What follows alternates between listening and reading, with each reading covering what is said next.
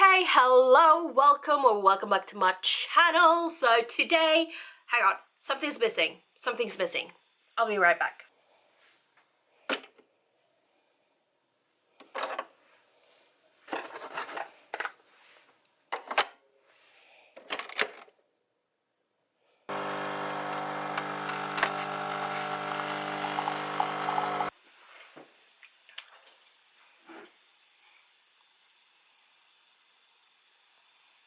Yes, it's about to get chaotic. So, coffee is needed because it's gonna make me more chaotic.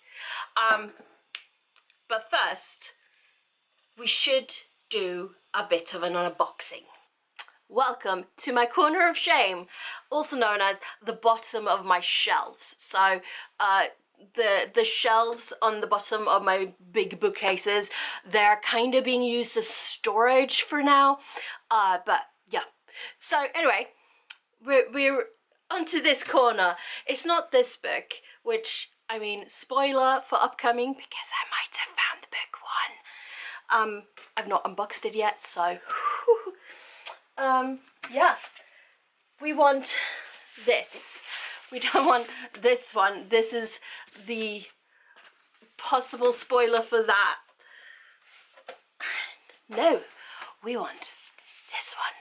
This one, which I have not yet opened, and I've been waiting to open it. I've been waiting for Chattie because we're doing a buddy read of it. So I've not opened it. It's been like this for several weeks. So I'm very excited. Let's see if it's satisfying. Let's see if it's a satisfying unboxing or not.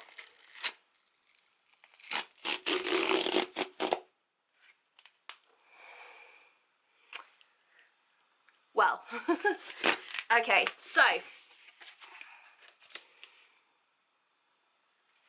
I thought it had sprayed edges. Why did I think that? Ooh. Receipts. Ah! Why did I think it had sprayed edges? I don't know. Does a different edition have sprayed edges? And I got the wrong one, but anyway. So it's a short buddy read. It's a short, I don't know if it's going as a novella-ish, but it's a tiny little book. So let's see if I can remember. I don't remember. The original Coven, the story of the beautiful and bewitching Anne Boleyn, Witch Queen. Oh, it is. Yeah, in this gripping, propulsive, sultry novella, we're taking back to the bloody beginnings of Her Majesty's Royal Coven to show us the strength, steel, and sacrifice it takes to make a sisterhood. Ooh. So I'm gonna have to put this in front of the other books, aren't I? As far as like in order of, not in order of appearance, but in reading order ish, kinda. No, I don't know what I'm saying. I'm super excited. It's gonna be chaotic, I hope. Otherwise I'm very disappointed in myself, but yeah, let's read it. Let's talk first half of the book, novella. So we get a map of all the, I guess, palaces and the estates and the Tower of London and so on and so forth. All the places basically that they visit, I assume. We get the House of Howard, what's it called? Family tree? And then we get a little short explanation of who the characters are, and what they are, I suppose. And these are all like people of history. I think they're all people of history. Is there one that's not? I'm pretty sure they're all people of history. Listen, I'm not great with history. I know names and I know certain events. I can't tell you like dates and stuff because that's way more information that I remember. But I know most of these names, I think. Anyway, so we go back and forth between like the Den years, which is in 1526, and then the Now years, which is 1536. So like a 10-year back and forth difference. And basically it's where, oh, what's her name again? Quick. Grace Fairfax, when she meets Anne Boleyn, and then like that's the then years, and then the now years is basically, well, after the whole thingamajig. And it's so interesting seeing these, well, ladies mostly. We get a few men here and there, very few, honestly, but mostly just mentions of men. But it's so fun seeing all these ladies of history in a way different light. I mean, pretty sure most of these events didn't actually happen, like them being witches and stuff, but that would be very, very cool. The witches part is part of the Juno Dawson Her Majesty's Royal Coven series. But if they actually were witches, interesting.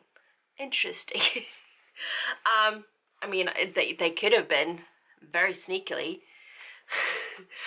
No, but I really like seeing the history in a different light, just not just because we're seeing it from like the women, mostly Grace. We do see someone else. What's her name again? Celia? Listen, I don't remember names. you think, yeah, Celia. Jeez.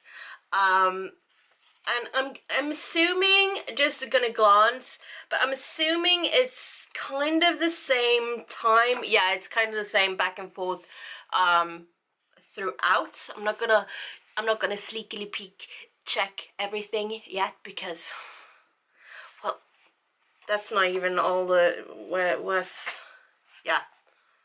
This is how far I read. I think Chattie said page 88, but I stopped here at page 84, so 85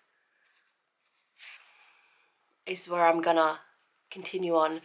I'm so excited. So the story so far, it's a very slow burn kind of a thing. It's not that fast paced. We get like interesting information and stuff, but I don't think it's meant to be like action, punching, whatever. I think it's just supposed to be this like glimpse into history, because it's all about like how Her Majesty's Royal Coven was created, I guess. So we're getting that, and it's an interesting take. I'm liking it so far. It's very interesting. How many times can I say interesting? Anyway, I'm gonna continue tomorrow, because we did say we were gonna read it over 2 days. So that should be interesting. Try not to read all of it. Honestly, I read it quite fast, and I'm afraid. I really want to continue it, but I'm gonna wait until tomorrow, and yeah, so see you tomorrow. Welcome to day 2. Oh, so I'm gonna continue reading in a bit, but first I have a bone to pick with you, Waterstones, because this is the copy that I ordered.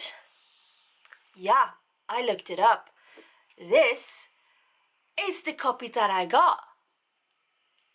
Now, it's not the end of the world to not have it signed and not have it the sprayed edges, and it's not the first time this has happened either. But when you expect something, you kinda want that as well. Anyway, I'm gonna go read the second half and I'll be back.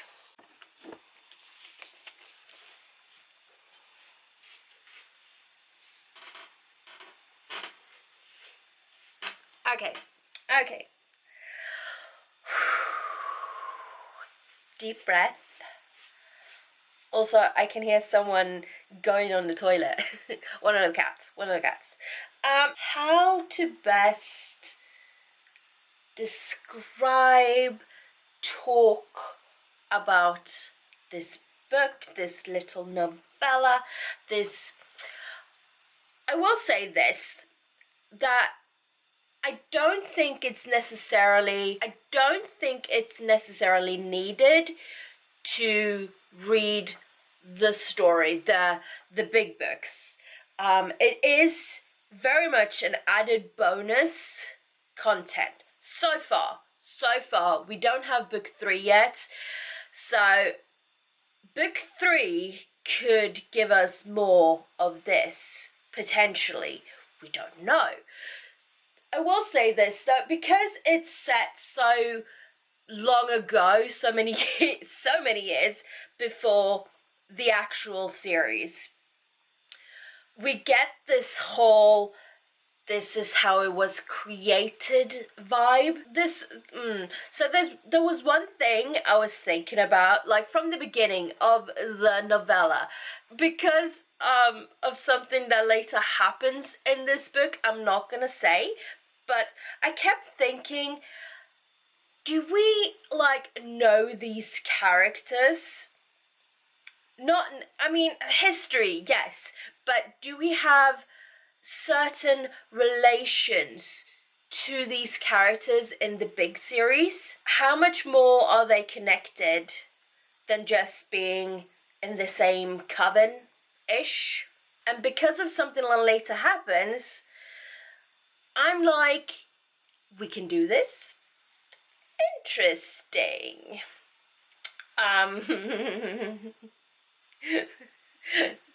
That statement will either be a, what the hell is she talking about? Because that makes no sense. My cheeks are very shiny today. Ooh. I really like this. I do think it's an added bonus deal. But because we don't know book 3 yet, it is a intriguing situation. So Juno Dawson writes marvelously. Oh, it's so... I'm trying to think of the right word, but it's so addictive. It's so addictive in a way that you just want more. So yes. Whew. I'm so much more excited for book 3 now. What is this? Book 3, reading book 1 and 2 last year, because of how book 2 ends, it's like, give me book 3 now. I need it. I needed more than air to breathe. Life. No. I do think we have a date for book 3 now, because I think I pre-ordered it. I'm pretty sure. I don't know. I'm so confused about everything. Anyway, I think next year, I think it's next summer sometime, I think when that book 3 comes out, I think I'm going to do a reread of this one and then go into book 1 and 2 and end with book 3, obviously. I have a feeling I'm going to need it. Not because I don't need not because I need the refresher from book 1 and 2, because they're very much stuck in my brain. But I feel like I'm just gonna need that extra, that little extra. We'll see. I think it's almost I think it's like a year until that was gonna happen. So we'll see. Highly enjoyed this. Thank you for watching. Bye.